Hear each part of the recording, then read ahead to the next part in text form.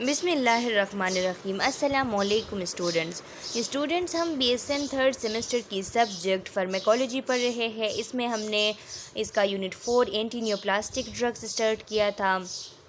इसके 3 parts complete हो चुके हैं, जिनका लिंक आप लोगों को इस वीडियो लेक्चर के डिस्क्रिप्शन के एंड में मिल जाएगी। और इस आज का जो वीडियो लेक्चर है ये इसके लास्ट पार्ट पे है। स्टूडेंट्स, हमने पिछले वीडियो लेक्चर में जो माइक्रोट्यूब्यूल्स के जो इनहिबिटर्स थे, उनकी जो इनहिबिट करते थे, उनके जो नॉर्मल पोलराइजेशन और डीपोलराइजेशन होती थी उसमें इंटरफियर करते थे, अल्टरेशन लाते थे, उन ड्रग्स के बारे में पढ़ा था। आज यहाँ पे जो हमारा टॉपिक है वो है hormones. Several type of hormone dependent cancer, specially breast cancer, prostate and endometrial cancer responds to treatment with their corresponding hormone antagonist। क्या होता है कि जो हार्मोन डिपेंडेंट कैंसर होते हैं, जैसा कि अगर ब्रेस्ट में कैंसर हो तो वो हार्मोन डिपेंडेंट कैंसर होता है, मीन्स कि जब हार्मोन्स में एबनॉर्मेलिटी आ जाती है तो उसकी वजह से कैंसर हो सकती है। प्रोस्टेट में भी यही कंडीशन होता है कि जो प्रोस्टेट ग्लैंड होता है वहाँ पे भी हार्मोन डिपेंडेंट कैंसर होती है। और एंडोमेट्रियल वाल्स जो है यूट्रस के, वहाँ पे भी हार्मोन डिपेंडेंट कैंसर होती है। तो जब हार्मोन डिपेंडेंट कैंसर होती है तो अगर उसको ट्रीट करने के लिए मुख्तलिफ़ किस्म के हार्मोन के एंटागोनिस्ट यूज़ किए जाए तो उससे वो ठीक हो सकती है। Oestrogen antagonist are primarily used in the treatment of breast cancer, whereas androgen antagonist are used in the treatment of prostate cancer. जो एस्ट्रोजन के जो एंटागोनिस्ट होते हैं वो ब्रेस्ट कैंसर के ट्रीटमेंट के लिए यूज़ होते हैं, क्योंकि एस्ट्रोजन की वजह से, एस्ट्रोजन की एबनॉर्मेलिटी की वजह से ब्रेस्ट कैंसर हो जाती है। इसकी जब हाई लेवल हो जाती है तो उसकी वजह से ब्रेस्ट कैंसर हो जाती है। तो इसके एंटागोनिस्ट जो है वो ब्रेस्ट कैंसर के ट्रीटमेंट के लिए यूज़ होती है। और इसी तरीके से जो एंड्रोजन एंटागोनिस्ट है वो प्रोस्टेट जो कैंसर होता है उसके ट्रीटमेंट के लिए यूज़ किए जाते हैं। Corticosteroid are particularly useful in treating lymphatic leukaemias and lymphomas. और जो कार्टिकोस्टेरॉइड्स जितने भी है ये ख़ास करके जो लिम्फेटिक सिस्टम से रिलेटेड जो ल्यूकीमियाज होते हैं और जो लिम्फोमाज होते हैं, यानी लिम्फेटिक सिस्टम के जो कैंसर होते हैं उनको ट्रीट करने के लिए कार्टिकोस्टेरॉइड्स भी दिए जाते हैं। स्टूडेंट्स, अब आप सोच रहे होंगे कि कार्टिकोस्टेरॉइड्स में किस तरीके से ये कैंसर को ट्रीट करती है। तो इसमें इस तरह होता है कि इनमें ये एबिलिटी होती है, जब इनको हम हाई डोज में दे देते हैं तो ये जाके जो लिम्फेटिक सेल्स होते हैं जो जिनकी जो ओवर प्रोडक्शन हो रही होती है वो उनको किल कर लेती है। उनमें ये सलाहियत होती है जब इनकी डोज हम हाई करते हैं। तो इसीलिए ये एज एंटी नियोप्लास्टिक यूज़ होते हैं। लिम्फेटिक सिस्टम और लिम्फ से रिलेटेड जो जितने भी कैंसर होते हैं उनके लिए। Glucocorticoids, they are integral component of curative therapy for acute lymphatic leukemia, non-Hodgkin lymphoma and Hodgkin diseases। क्या होता है कि ये एक इंटीग्रल कंपोनेंट है। ग्लूकोकार्टिकोइड्स जो है वो इंटीग्रल कंपोनेंट होते हैं, बहुत ही अहम कंपोनेंट होते हैं कि जिनके थ्रू अगर लिम्फोसाइटिक ल्यूकीमिया है, लिम्फोसाइट्स की ओवर प्रोडक्शन हो रही है, या नॉन हॉजकिन या हॉजकिन लिम्फोमाज है, तो इनके ट्रीटमेंट के लिए हम क्या करते हैं, ये एज ए इंटीग्रल कंपोनेंट हम ग्लूकोकार्टिकोइड्स को यूज़ करते हैं। Prednisone is a potent synthetic anti-inflammatory corticosteroid at high doses, lymphocytolytic and leads to hyperuricemia due to breakdown of lymphocytes। Prednisone जो है एक पोटेंट, एक सिंथेटिक एंटी इन्फ्लेमेटरी कार्टिकोस्टेरॉइड है। Student, synthetic का मतलब ये है कि ये जो नेचुरल होते हैं उनको मिमिक करके बनाया हुआ है, लेकिन ये उनसे मोर पोटेंट होता है। तो ये जब हाई डोज में दिया जाता है तो ये लिम्फोसाइटोलाइटिक होता है, यानी जिन लिम्फोसाइट्स में ओवर प्रोडक्शन हो रही है, कैंसराइज हो रहा है, तो उनको किल करती है। और इसी वजह से एडवर्स इफेक्ट ये भी होती है कि हाइपर यूरिसीमिया होता है, यूरिन में यूरिक एसिड की लेवल हाई होती है, क्योंकि यहाँ पर लगातार लिम्फोसाइट की ब्रेकडाउन हो रही होती है, जिसके रिजल्ट में यूरिक एसिड बनती है और फिर हाइपर यूरिसीमिया हो जाता है। Prednisone is primarily employed to induce remission in patients with acute lymphocytic leukemia and in the treatment of both Hodgkin and non-Hodgkin lymphomas. Prednisone जो है स्टूडेंट्स ये प्राइमरीली जो जिन पेशेंट में लिम्फोसाइटिक ल्यूकीमिया एक बार treat करने के बाद दोबारा उनकी रिमिशन होती है तो उसको रोकने के लिए दिए जाते हैं, और जो हॉजकिन और नॉन हॉजकिन लिम्फोमास होती है दोनों को ट्रीट करने के लिए ये हम एडमिनिस्टर कर सकते हैं। Tamoxifen is an estrogen antagonist with some androgenic activity and is classified as selective estrogen receptor modulator. ये जो टेमोक्सिफिन है स्टूडेंट्स ये एक एस्ट्रोजन एंटागोनिस्ट है, जो एस्ट्रोजन हार्मोन है उसका एंटागोनिस्ट है।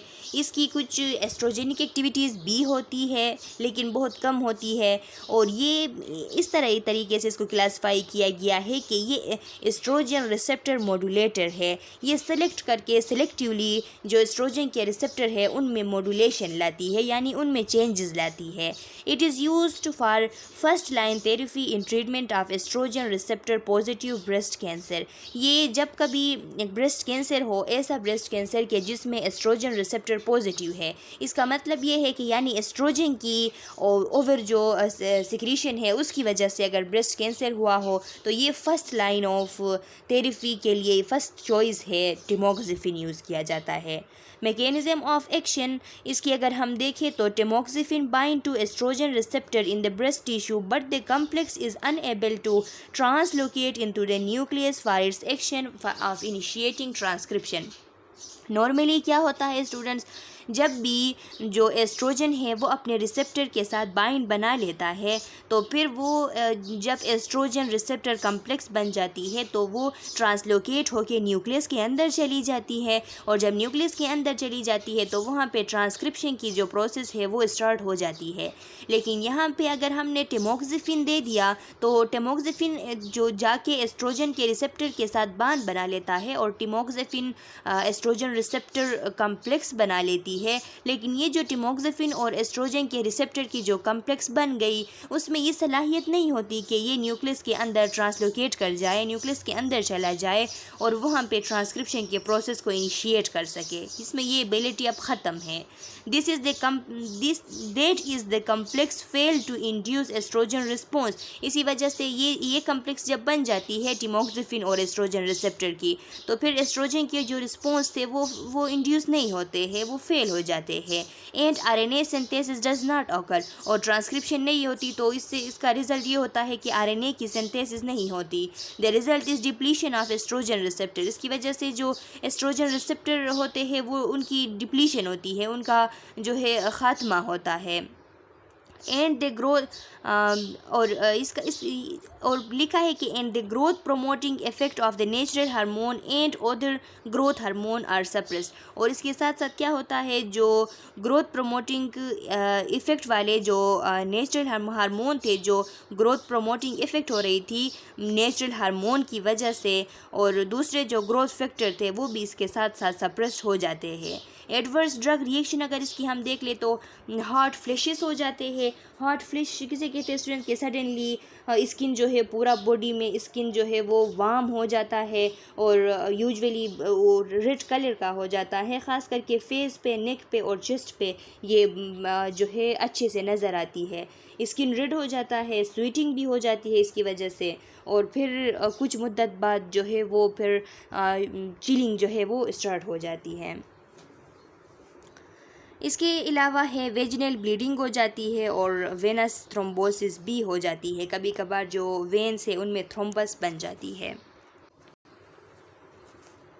अच्छा स्टूडेंट्स, यहाँ पे मैकेनिज्म ऑफ एक्शन आप लोगों को समझाया गया है कि जब नॉर्मल कंडीशन होता है तो उस वक्त क्या होता है, नॉर्मल कंडीशन में ये जब भी नॉर्मल कंडीशन होता है तो ये जो स्टेरॉइड्स है ये आके क्या करते हैं, जो जितने भी स्टेरॉइड हार्मोन है, जैसा कि फॉर एग्जांपल एस्ट्रोजन आ गया, एस्ट्रोजन आके ये जो इनएक्टिव रिसेप्टर्स होते हैं इनके साथ बाइंड बना लेते हैं और इन रिसेप्टर को एक्टिवेट कर देते हैं।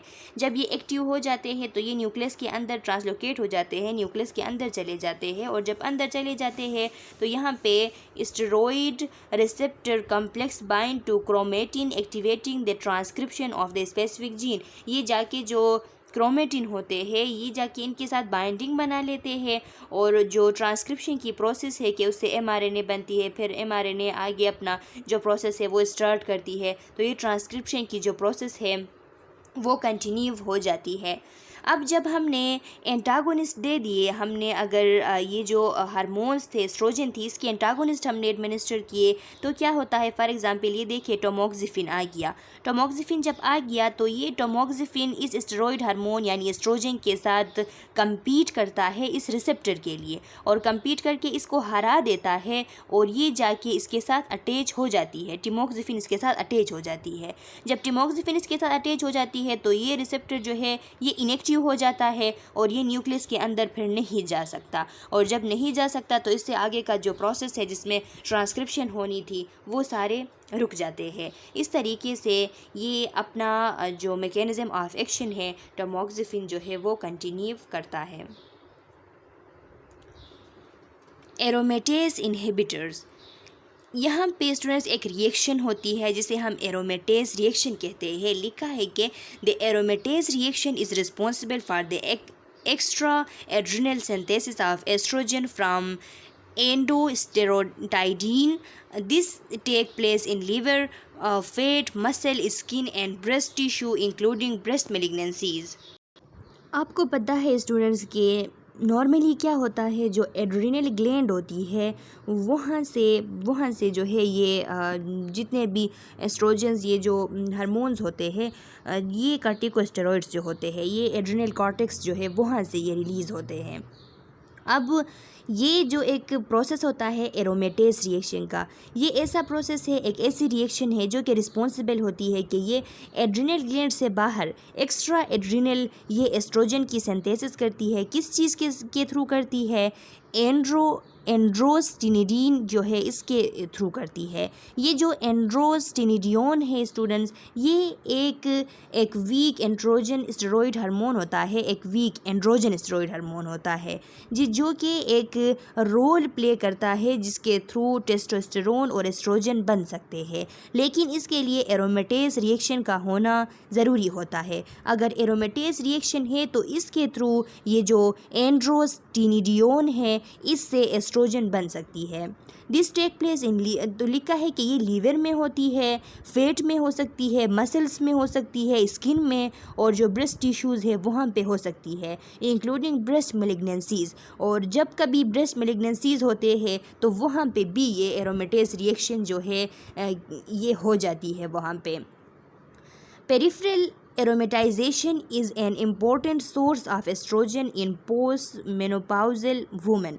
अब जो ये जो पेरिफेरली ये जो एरोमेटाइजेशन होती है ये इम्पोर्टेंट होती है क्योंकि ये सोर्स होता है एस्ट्रोजन का, जो पोस्ट मेनोपाउजल वुमेन होते हैं जिनको मेनोपाउस होता है, यानी 50 ईयर्स के बाद जिन वुमेंस के जो मेंस्ट्रुअल साइकिल है वो बंद हो जाते हैं, स्टॉप हो जाते हैं, तो उस टाइम क्या होता है कि उनमें एस्ट्रोजन की लेवल कम हो जाती है। एस्ट्रोजन की लेवल कम होने की वजह से वहाँ पे मेनोपाउस हो जाती है, और अब उनमें एस्ट्रोजन के तो बहुत सारे और भी फंक्शंस होते हैं, इस वजह से उनको एस्ट्रोजन की ज़रूरत होती है। तो ये एस्ट्रोजन जो है उनमें कहाँ से बनती है, इसी एरोमेटाइजेशन यानी एरोमेटेज जो रिएक्शन है इसके थ्रू बनती है, और वो कहाँ पे पेरिफेरी पे बनती है। तो ये पेरिफेरल एरोमेटाइजेशन जो है ये एस्ट्रोजन के लिए एक सोर्स होता है पोस्ट मेनोपाउजल वुमेन्स में। Aromatase inhibitor decrease the production of oestrogen in these women, और जब एरोमेटेज इनहिबिटर्स हम देते हैं तो ये जो वुमेन्स है पोस्ट मेनोपाउज के जो वुमेन्स है उनमें एस्ट्रोजन जो है उसकी प्रोडक्शन डिक्रीज़ हो जाती है। Anastrozole and letrozole are aromatase inhibitors. These drug inhibit aromatase enzyme. ये जो एनास्ट्रोजोल है और लीट्रोजोल है, ये एरोमेटेज इन्हिबिटर्स है, एरोमेटेज इन्हिबिटर ड्रग्स है। इनकी वजह से जो एरोमेटेज एंजाइम जो है, जो इस रिएक्शन के लिए को स्पीड अप करता है, ये एंजाइम इन्हिबिट हो जाता है। used in case of postmenopausal women with metastatic breast cancer, first line drug। अब स्टूडेंट्स ये जो है, हम जो वुमेन होते हैं, जो पोस्ट मेनोपाउजल के वुमेन होते हैं, उनमें ये उनके एस्ट्रोजन लेवल को कम करने के लिए हम देते हैं। अब आप लोग सोच रहे होंगे कि हम सिर्फ उन वुमेन में ये क्यों देते हैं। तो ये इसलिए देते हैं क्योंकि उनमें जो एस्ट्रोजन की लेवल होती है वो सिर्फ इसी एरोमेटेज रिएक्शन की वजह से होती है। अब अगर हमने इनके अलावा जो दूसरे जो नॉर्मल 50 ईयर से जो नीचे वाले वुमेन्स हैं, जितने भी हैं, उनके लिए अगर हम एरोमेटेज इन्हिबिटर दे तो उनमें कोई एरोमेटेज रिएक्शन की वजह से एस्ट्रोजन नहीं बनती। उनमें नॉर्मली जो है एस्ट्रोजन उनके जो एड्रिनल कॉर्टेक्स है वही से बनती है और ये एरोमेटेज रिएक्शन की उनमें कोई ज़रूरत नहीं होती। लेकिन जो पोस्ट मेनोपॉजल वुमेन है उनमें यही एक ज़रिया है कि जिसकी वजह से एस्ट्रोजन बनती है और फिर उसकी जब हाई लेवल हो जाती है तो उनमें ब्रेस्ट कैंसर होता है, जिसको ट्रीट करने के लिए हम एरोमेटेज इन्हिबिटर्स देते हैं, जो कि जाके एरोमेटेज रिएक्शन को इन्हिबिट करते हैं। तो इसके रिज़ल्ट में एस्ट्रोजन की लेवल कम हो जाती है। जब एस्ट्रोजन की लेवल कम हो जाती है तो वो जो ब्रेस्ट कैंसर थी वो ट्रीट इससे हो सकती है। अब इसकी एडवर्स ड्रग रिएक्शन अगर हम देखें तो बोन पेन और पेरिफेरल एडिमा है। बोन पेन और पेरिफेरल एडिमा इसकी वजह से हो सकती है।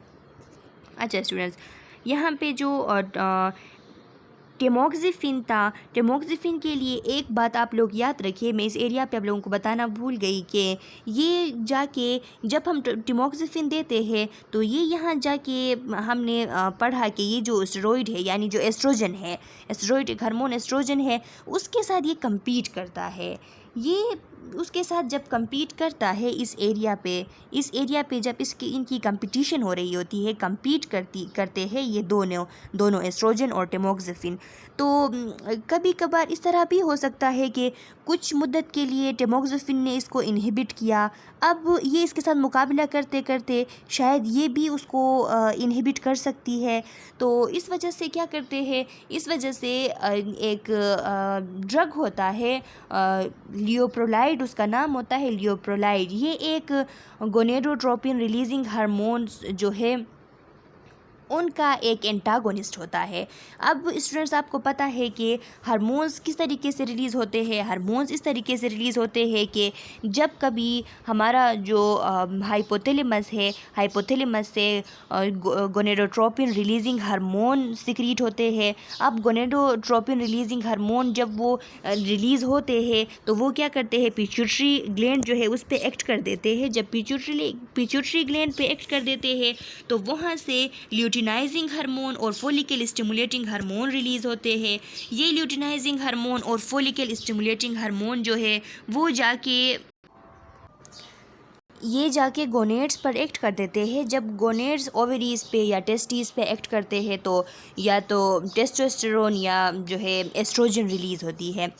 अब ये एस्ट्रोजन रिलीज़ हो गई तो यहाँ पे हमने कहा कि यहाँ पे क्या हो रहा है कि ये एस्ट्रोजन स्टेरॉइड हार्मोन है, इसके और टेमोक्सिफिन जो है इनके दरमियान यहाँ पे कंपटीशन जारी है। तो इस कंपटीशन में ऐसा हो सकता है कि अब ये एस्ट्रोजन जो है ये ज़्यादा रिलीज़ हो और आके इसके साथ ये जो टेमोक्सिफिन है इसके इफ़ेक्ट्स को कम कर सके। तो इससे बचने के लिए हम क्या करते हैं, इससे बचने के लिए इसके साथ साथ कम्बिनेशन में टेमोक्सिफिन के साथ साथ कम्बिनेशन में हम गोनेडोट्रोपिन जो गोनेडोट्रोपिन रिलीजिंग हार्मोन है उसके एनालॉग हम देते हैं। उसके एनालॉग मीन्स के एनालॉग जब देते हैं तो वो जब जाके पिट्यूटरी ग्लैंड के साथ अटैच हो जाता है तो पिट्यूटरी ग्लैंड के साथ जब नॉर्मली जो गोनेडोट्रोपिन रिलीजिंग हार्मोन है जब वो अटैच हो जाती थी तो उससे ल्यूटिनाइजिंग हार्मोन और folic follicle stimulating hormone release होते थे। अब ये एनालॉग आके अटैच हो गई, एनालॉग आके अटैच हो गई तो ये इंड्यूस नहीं कर पाएगी कि ना तो LH सिक्रीट होगी ना FSH सिक्रीट होगी, और अब ना LH सिक्रीट हो रही है ना FSH सिक्रीट हो रही है तो गोनेड्स भी स्टिमुलेट नहीं हो पाएंगे और वहाँ से टेस्टोस्टेरोन या एस्ट्रोजन जो है वो भी रिलीज़ नहीं होंगे, और जब वो रिलीज़ नहीं होंगे तो यहाँ पे इनके दरमियान जो कंपटीशन थी वो कंपटीशन टेमोक्सिफिन जीत जाएगा और ये इसको ट्रीट कर सकता है।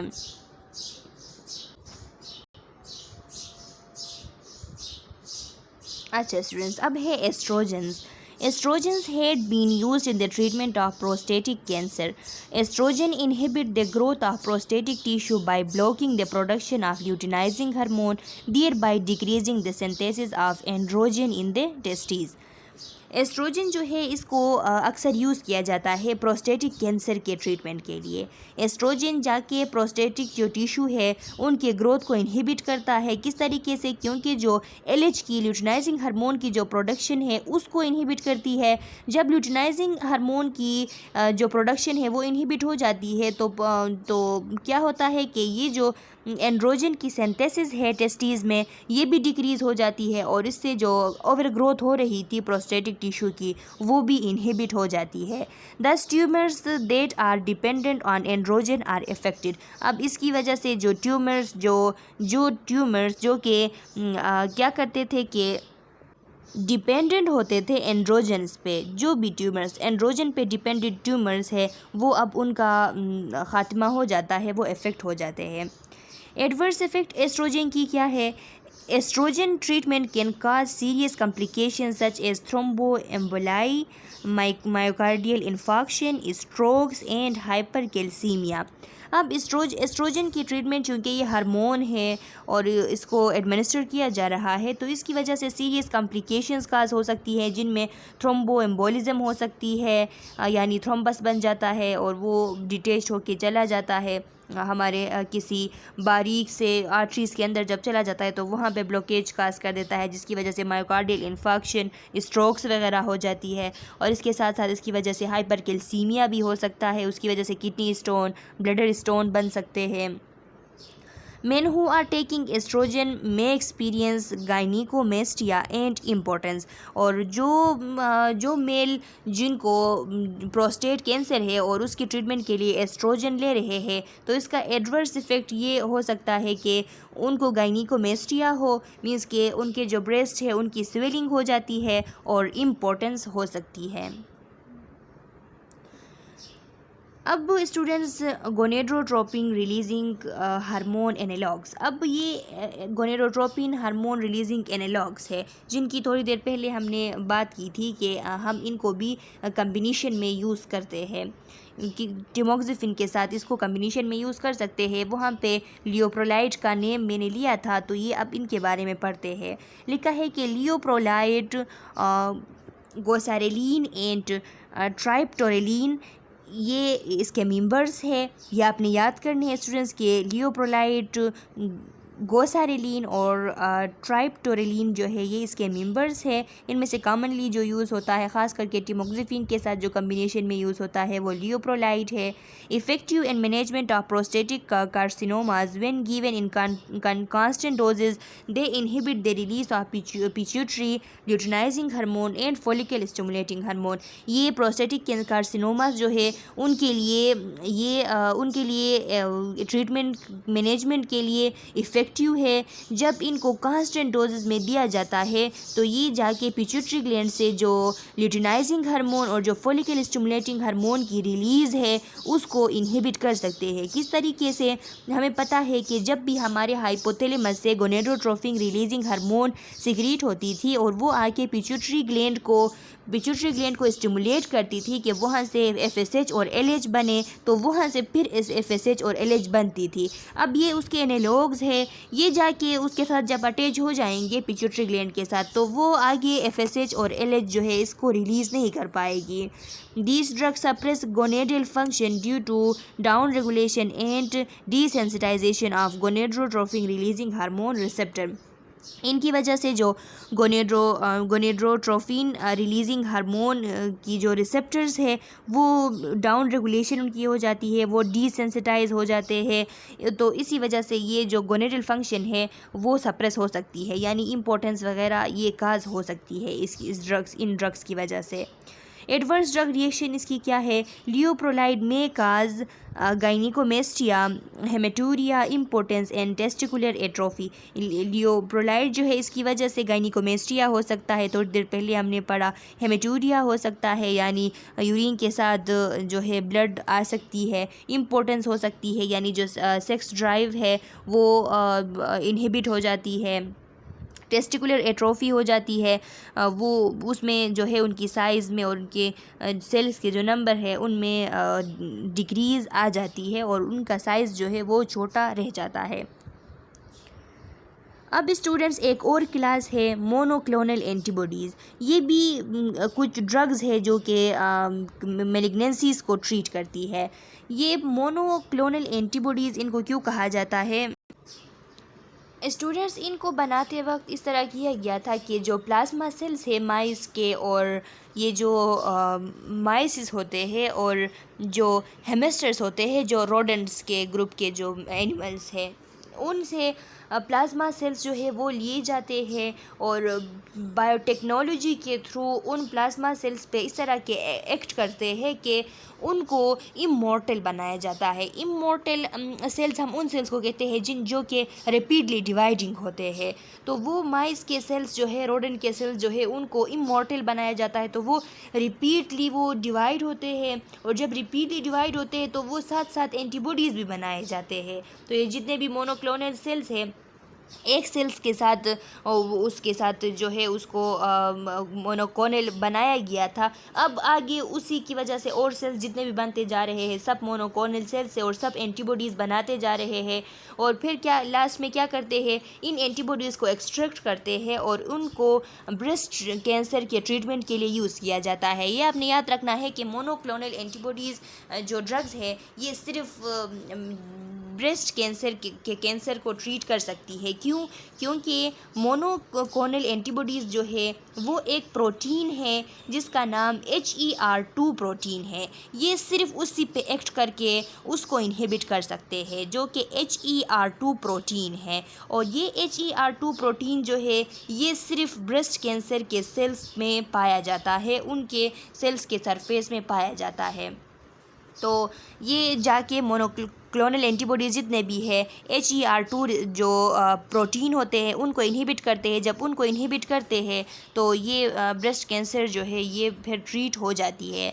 They are created from B lymphocyte from immunized mice or hamster fused with immortal B lymphocyte tumour cells. क्या किया जाता है कि माइस और हेमिस्टर्स जो है उनसे बनाया जाता है, ये बी लिम्फोसाइट जो है उनमें क्रिएट किए जाते हैं और उनके सेल्स को इमॉर्टल बनाया जाता है। The resulting hybrid cell can be individually cloned, और जितने भी इससे हाइब्रिड सेल पैदा होते हैं सब इंडिविजुअली क्लोन्ड होते हैं, और and each clone will produce antibody directly against a single antigen type. और सारे जो जितने भी क्लोन हैं वो सिर्फ एक ही एंटीजन टाइप के लिए बहुत सारे एंटीबॉडीज़ जो है वो प्रोड्यूस करेंगे। Currently several monoclonal antibodies are available for the treatment of cancer. अभी करेंटली बहुत सारे मोनोक्लोनल एंटीबॉडीज़ ऐसे हैं जो कि कैंसर के ट्रीटमेंट के लिए यूज़ होती है, जिसमें ट्रास्टुजुमेब है, रिटीजुमेब है, बीवासीजुमेब है और सीटुजिमेब है। ये जितने भी ड्रग्स के हम नाम लिए स्टूडेंट्स, ट्रांसटुजुमेब है, रिटुजुमेब है, या बीवासीजुमेब है, या सीटुजिमेब है, ये सारे मोनोक्लोनल एंटीबॉडीज़ है। लिखा है कि monoclonal antibodies have become an active area of drug development for anti cancer therapy and other neoplastic disease because they are directed at specific target and often have fewer adverse effect. ये जो है ये एक अच्छा तरीका है। ये एक एंटी कैंसर की जो थेरेपी है उनमें एक जो है एक्टिव एरिया से ये डेवलपमेंट होती जा रही है। तो ये एक न्यूप्लास्टिक डिजीज़ के लिए एक अच्छी सी थेरेपी है, क्योंकि ये जो एक ही एंटीजन होता है उसको डायरेक्टली ये टारगेट करती है और फिर उसको किल करते हैं, जिसकी वजह से इसके एडवर्स इफ़ेक्ट जो है वो भी कम होते हैं। Platinum coordination complexes. Students, platinum जो है, प्लेटिनम क्या है? केमिकल एलिमेंट है जिसका Pt सिंबल से हम ज़ाहिर करते हैं। एटॉमिक नंबर इसका 78 होता है। तो ये प्लेटिनम जो है, इसके साथ कोऑर्डिनेशन में कुछ कॉम्प्लेक्सेस बनाए जाते हैं जो कि एंटी न्यूप्लास्टिक एक्ट करते हैं, जिनमें सिस्प्लेटिन, कार्बोप्लेटिन और ऑक्सालिप्लेटिन जो है ये शामिल है। Cisplatin was the first member of platinum coordination complex class of anti cancer drug. ये जो प्लेटिनम कोऑर्डिनेशन कॉम्प्लेक्स क्लास है एंटी कैंसर ड्रग का, इसका जो फर्स्ट मेंबर है वो सिस्प्लेटिन है। इसका मैकेनिज्म ऑफ एक्शन क्या है? The mechanism of action of this class of drug is similar to that of alkylating agent. जो अल्काइलेटिंग एजेंट की जो मैकेनिज्म ऑफ एक्शन थी, इनकी मैकेनिज्म भी सेम उसी तरह ही की है। It bind to guanine in DNA. ये भी डीएनए में जाके जो 7 नंबर न्यूक्लियोसाइड बेस होता है, उसमें ग्वानिन के साथ अटैच होते हैं, farming inter and intra strand crosslink. ये भी इंट्रा और इंटर स्ट्रैंड क्रॉसलिंक बनाते हैं। इंटर मीन्स के जो 2 स्ट्रैंड होते हैं उनके बेसिस के दरमियान बन गया, और इंट्रा सिर्फ एक ही स्ट्रैंड के 2 बेसिस के दरमियान बन गया, तो उसे हम कहते हैं इंट्रा स्ट्रैंड क्रॉसलिंक या inter strand crosslink. The resulting cytotoxic lesion inhibit both polymerases for DNA replication and RNA synthesis। जो इनके रिज़ल्ट में जो साइटोटॉक्सिक लीजन पैदा होते हैं, प्रोड्यूस होते हैं, वो जो डीएनए के रेप्लिकेशन के लिए और आरएनए के सिंथेसिस के लिए जो पॉलीमरेसिस एंजाइम्स है उनको इनहिबिट कर लेते हैं। Cytotoxicity can occur at any stage of the cell cycle, but cells are most vulnerable to the action of this drug in G1 and S phase. ये किसी भी साइकिल, कोई सेल साइकिल स्पेसिफिक नहीं है, किसी भी साइकिल में हो सकती है, लेकिन फिर भी जो G1 और जो S फेज़ में जो है ये सेल्स इसके लिए बहुत ही कमज़ोर होते हैं, इसके सामने बहुत ही वल्नरेबल होते हैं। ये इनकी मैकेनिज्म ऑफ एक्शन और अल्काइलेटिंग एजेंट की मैकेनिज्म ऑफ एक्शन सेम है। ये वही डायग्राम है जो कि हमने स्टार्ट में डिस्कस की थी। स्टूडेंट्स, सिस्प्लाटिन और कार्बोप्लाटिन और ऑक्सालिप्लेटिन, इनके एडवर्स इफेक्ट क्या है? Severe persistent vomiting occur at least 1 hour after administration of cisplatin and may continue for as long as 5 days। जब भी सिस्प्लाटिन एडमिनिस्टर किया जाता है तो इसके 1 घंटे बाद वोमिटिंग स्टार्ट हो जाती है और वो 5 दिनों तक जारी रहती है। अब वो नासिया वोमिटिंग तो कॉमन है एंटी कैंसर जितने भी मेडिकेशन होते हैं उनके साथ नासिया वोमिटिंग कॉमन होती है, लेकिन ये सीवियर काइंड ऑफ वोमिटिंग होती है जो कि प्रोलॉन्ग होती है 5 डेज़ तक। तो इससे एमसीक्यूज़ बन सकती है कि कौन सा ऐसा ड्रग है जो कि प्रोलॉन्ग वोमिटिंग काज करती है। तो हमें पता होना चाहिए कि ये सिस्प्लाटिन है। Pre medication with anti emetic agent is required. तो इसे सिस्प्लाटिन देने से पहले क्या करना है? एंटी इमेटिक एजेंट्स जो है वो देना ज़रूरी होता है। The major limiting toxicity is dose related nephrotoxicity. इसकी अगर हम टॉक्सिसिटी को देखें तो इसकी टॉक्सिसिटी जो है वो नेफ्रोटॉक्सिसिटी ये काज कर सकती है, involving the distal convoluted tubule and collecting duct. ये जो मेनली इन्वॉल्व करती है इनमें से तो डिस्टल कन्वोल्यूटेड ट्यूब्यूल जो है और कलेक्टिंग डक्ट जो है उनको इन्वॉल्व करती है। This can be prevented by aggressive hydration. अब इसको हम किस तरीके से, ये जो नेफ्रोटॉक्सिसिटी है इसको किस तरीके से प्रिवेंट कर सकते हैं? हम अगर एग्रेसिव हाइड्रेशन करें, मीन्स कि बहुत ज़्यादा वाटर की इनटेक करें, तो इससे हम इसको रोक सकते हैं, क्योंकि इनके जो मेटाबोलाइट्स होते हैं, उनके जो मेटाबोलाइट्स होते हैं वो क्रिस्टल बना देते हैं। उन क्रिस्टल की वजह से नेफ्रोटॉक्सिसिटी होती है। जब हम एग्रेसिव डिहाइड्रेशन करेंगे तो वो क्रिस्टल्स जो है वो बॉडी से रिमूव हो जाएंगे और इसके जो नेफ्रोटॉक्सिसिटी है वो कुछ कम हो सकती है। Topoisomerase inhibitors. अब ये आप लोगों को पता है स्टूडेंट्स के टोपोआइसोमेरेज जो है वो डीएनए के रिप्लिकेशन के लिए टोपोआइसोमेरेज 1 और 2 दोनों ही कंपलसरी एंजाइम्स होते हैं। अब इनको अगर इनहिबिट किया जाए तो आगे डीएनए की रिप्लिकेशन नहीं हो सकती। This agent exert their mechanism of action via inhibition of topoisomerase enzymes, a class of enzyme that reduce supercoiling of DNA. ये स्टूडेंट्स ये जितने भी ड्रग्स है टोपो आइसोमेरेज इनहिबिटर्स, ये जाके इनका मैकेनिज्म ऑफ एक्शन ये होता है कि टोपो आइसोमेरेज एंजाइम जो है उनको इनहिबिट कर लेती है। टोपो आइसोमेरेज एंजाइम जो है उनका काम ये होता है कि जो सुपर कोइलिंग डीएनए की सुपर कोइलिंग होती है तो उसको रेप्लिकेशन के वक्त उसको रिकोइल होना पड़ता है, उसको रिड्यूस होना पड़ता है, तो ये इनका काम होता है। फर्स्ट मेंबर जो है वो है camptothecins. Camptothecins are plant alkaloid originally isolated from the Chinese tree camptotheca. ये स्टूडेंट्स प्लांट अल्कलॉइड्स होते हैं, प्लांट से एक्सट्रैक्ट किए गए ड्रग है और ये एक चाइनीज़ ट्री है, केम्प्टोथिका इसका नाम है, वहाँ से एक्सट्रैक्ट किया हुआ है। मैकेनिज्म ऑफ एक्शन ये है कि ये इस फेज़ में जाके इस फेज़ स्पेसिफिक होते हैं और इस फेज़ में जाके टोपो आइसोमेरेज एंजाइम 1 को, जो टोपो आइसोमेरेज 1 एंजाइम है उसको इनहिबिट कर लेते हैं। एडवर्स इफेक्ट क्या है, बोन मेरो को सप्रेस कर लेते हैं, इसकी वजह से न्यूट्रोपीनिया हो जाता है। और अगर सेकेंड नंबर मेंबर को हम देख ले तो इटोपोसाइट है। इटोपोसाइट जो है एक सेमी सिंथेटिक डिराइवेटिव है प्लांट अल्कलॉइड्स का। ये एक सेमी सिंथेटिक है, यानी फुल सिंथेटिक नहीं है, सेमी सिंथेटिक है। It block cell in the late S and G2 phase. ये जाके जो लेट एस और G2 सिंथेसिस फेज़ और G2 फेज़ है उसमें जाके ये इम्पैक्ट करता है, इन सेल्स को ब्लॉक करता है। जो सेल साइकिल के सेल्स होते हैं वो इन दोनों सेल साइकिल के फेजेस में जाके सेल्स को ब्लॉक करती है। Its major target is topoisomerase 2। इसका मेजर टारगेट टोपो आइसोमेरेज 2 होता है।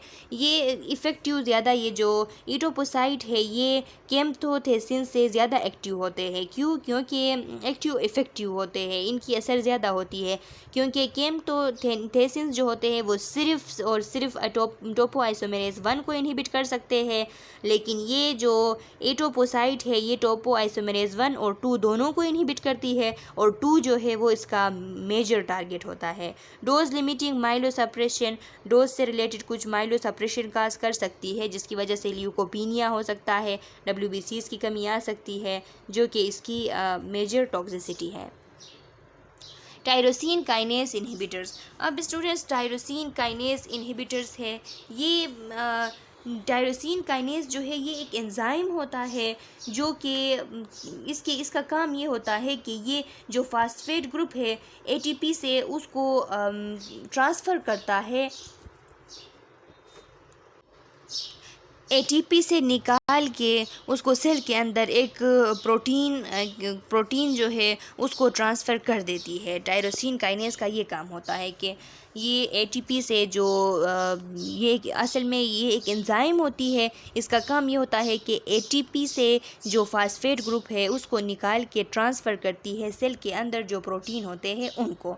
लिखा है tyrosine kinase are family of enzyme that are involved in several important processes within the cell including signal transduction and cell division.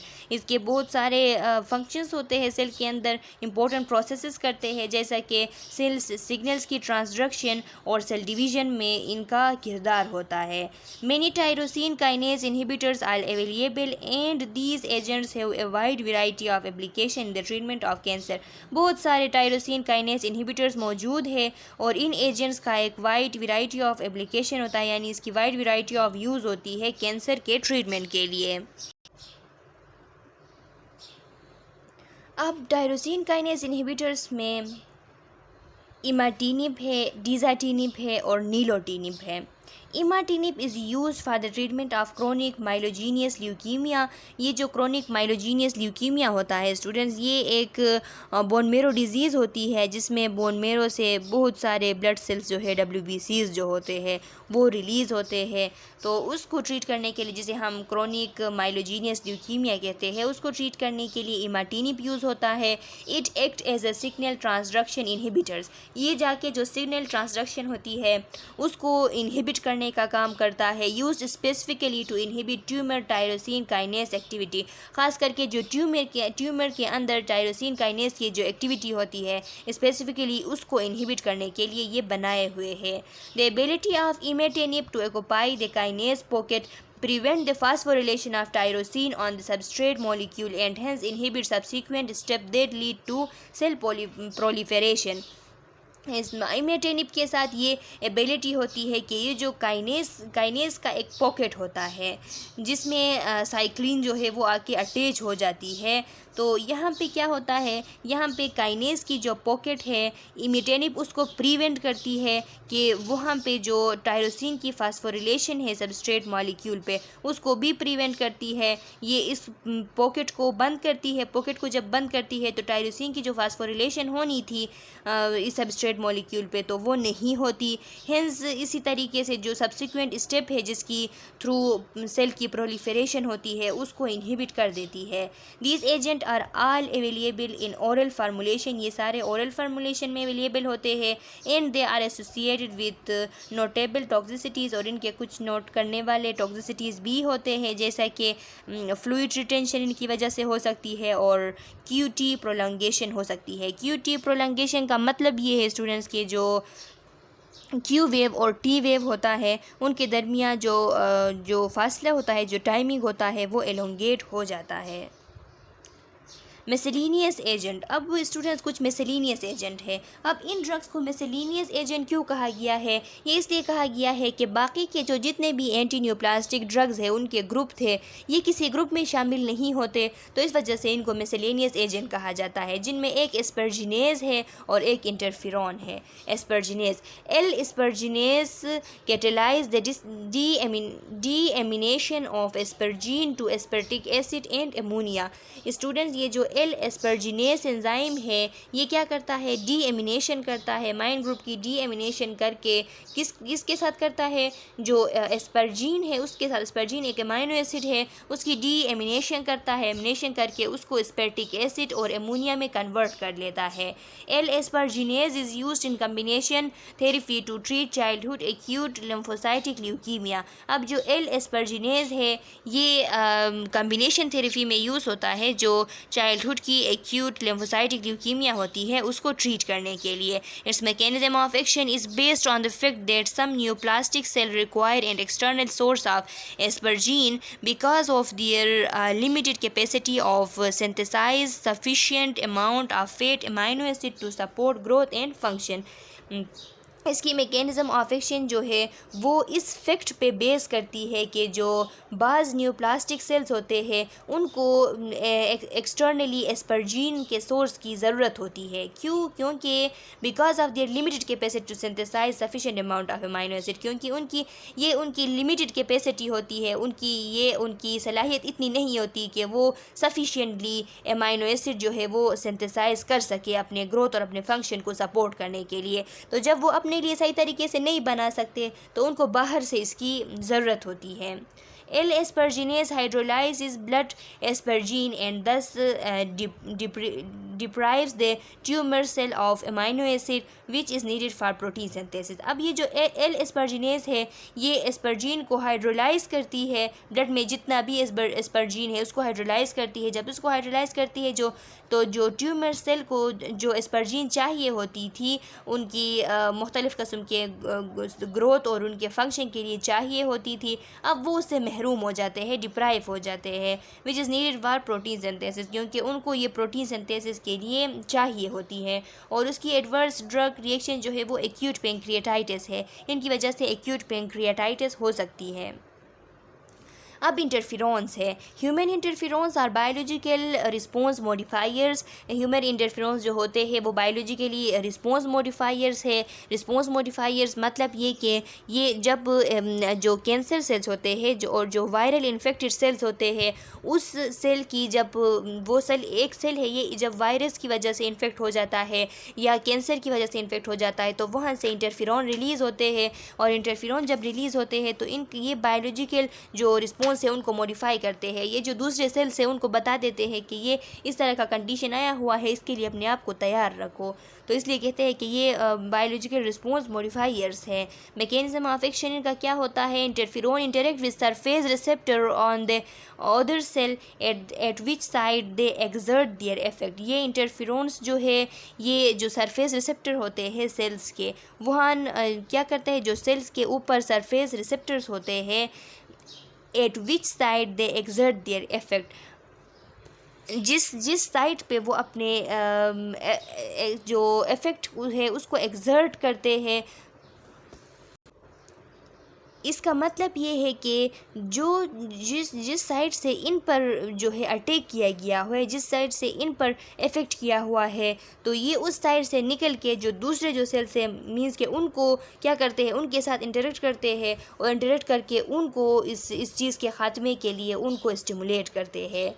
Bond interferences are neither internalised or degraded. जो bounded interferon होते हैं ना उनको internalise किया जा सकता है और ना उसको डिग्रेडेड उनको ख़त्म किया जा सकता है। As a consequence of binding to of interferon a series of complex intracellular reaction take place. जब भी कभी इंटरफेरोन की बाइंडिंग हो जाती है, यानी ऐसे हालात होते हैं कि उसमें इंटरफेरोन की बाइंडिंग हो जाती है, तो तब क्या होता है, जो इंट्रासेलुलर मुख्तलिफ़ किस्म के कम्प्लेक्स इंट्रासेलुलर रिएक्शंस जो है वो टेक प्लेस करती है, यानी स्टार्ट हो जाते हैं। This include synthesis of enzyme, suppression of cell proliferation, जो कि ये है कि इनसे कुछ एंजाइम्स की सिंथेसिस जो है वो हो जाती है और जो कुछ सेल की प्रोलिफरेशन है वो सप्रेस हो जाती है, मैक्रोफेजेस एक्टिव हो जाते हैं और साइटोटॉक्सिसिटी जो है लिम्फोसाइट की जो साइटोटॉक्सिसिटी है वो भी इंक्रीज़ हो जाती है। However exact mechanism by which the interferon are cytotoxic is unknown. लेकिन जो एग्जैक्ट मैकेनिज्म है वो अननोन है, अभी तक सही तरीके से पता नहीं।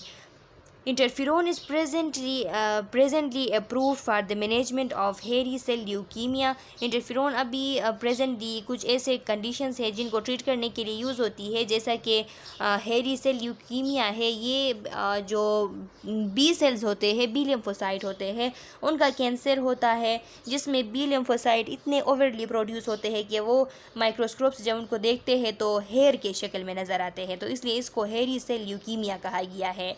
Chronic myeloid leukaemia, chronic myeloid यानी जो प्लाज्मा सेल्स होते हैं उनमें जब कैंसर आ जाती है तो इसको क्रोनिक माइलोइड ल्यूकीमिया कहते हैं।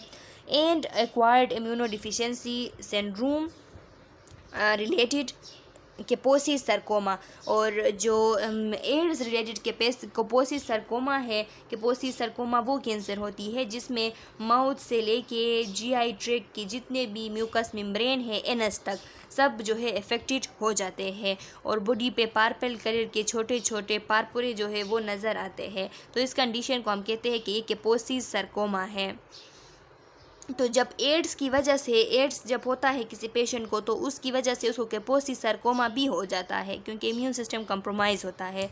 तो उस टाइम उस ट्रीटमेंट के लिए भी हम इंटरफेरोन दे सकते हैं, क्योंकि इनका इंटरफेरोन का असर सिर्फ एंटी कैंसर नहीं है बल्कि ये एंटीवायरल भी है। तो इनका साइटोटॉक्सिक एक्शन भी होता है और एंटीवायरल एक्शन दोनों होते हैं।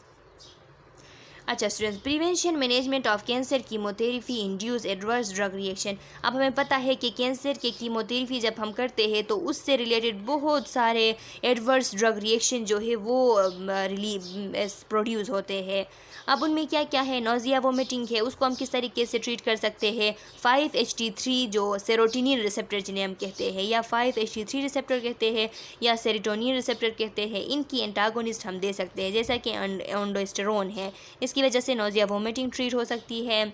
इसके अलावा फिल्ग्रेस्टीम है। फिल्ग्रेस्टीम एक ऐसी ड्रग है जो कि कॉलोनी स्टिमुलेटिंग फैक्टर है। ये जब बोन मेरो सप्रेस होती है ये एंटी कैंसर ड्रग्स की वजह से, तो उस टाइम दिया जाता है ताकि इसके जो कॉलोनी है, जो स्टेम सेल में जो फर्स्ट सेल की प्रोडक्शन के लिए कॉलोनी बनते हैं वो स्टिमुलेट हो और दोबारा से बोन मेरो जो है वो एक्टिवेट हो जाए। मिथोट्रेक्सेट टॉक्सिसिटी में अगर मिथोट्रेक्सेट की टॉक्सिसिटी है तो उस टाइम लियोक्रोवोरीन दिया जाता है। ये स्टूडेंट्स फोलिक एसिड की सप्लीमेंट है, क्योंकि ये जो MTX है, ये जो मिथोट्रेक्सेट है, ये फोलिक एसिड इनहिबिटर है। तो ये फोलिक एसिड की जब सिंथेसिस को इनहिबिट करती है तो फोलिक एसिड की कमी आ जाती है, जिसको पूरा करने के लिए हम लियोकोरीन देते हैं। साइक्लोफॉस्फेमाइड टॉक्सिसिटी के लिए हम मेंसा देते हैं। मेंसा स्टूडेंट्स ये जो मेंसा है, मेंसा जो ये फास्फेमाइड है, इसके साथ एक यूनिक टॉक्सिसिटी थी जिसको हम हेमोरेजिक सिस्टाइटिस कहते थे, जिसमें सडनली हेमेचूरिया और साथ में ब्लडर सिम्टम्स राइज होते थे। तो उसको ट्रीट करने के लिए ये मेसना जो है एक ड्रग है यूज़ होती है। सिस्प्लेटिन टॉक्सिसिटी के लिए हम इमिफोस्टीन यूज़ कर सकते हैं और एंथ्रासाइक्लिन टॉक्सिसिटीज़ को दूर करने के लिए हम डेक्सारोक्सेज़ोन यूज़ कर सकते हैं। तो ये चीज़ें आपने याद करनी हैं। अच्छा स्टूडेंट्स, ये रेफरेंस है, अगर आप डिटेल में स्टडी करना चाहते हैं तो लिपिंकोट इलस्ट्रेटेड रिव्यूज़ है फार्माकोलॉजी की 6th एडिशन या 8th एडिशन, जो भी हो आप स्टडी कर सकते हैं। तो नेक्स्ट वीडियो लेक्चर में हम अपना जो लास्ट चैप्टर है, जो लास्ट यूनिट है haematology drug act on haematological disorders, वो स्टार्ट करेंगे। ये चैप्टर नंबर 4 हमारा कंप्लीट हो चुका। तो अगर आप लोगों का कोई क्वेश्चन है कमेंट सेक्शन में डाल ले। मैं नेक्स्ट वीडियो लेक्चर में जब हम चैप्टर नंबर 5 स्टार्ट करेंगे तो आप लोगों के क्वेश्चन का आंसर करूँगी। तब तक के लिए अल्लाह हाफिज़।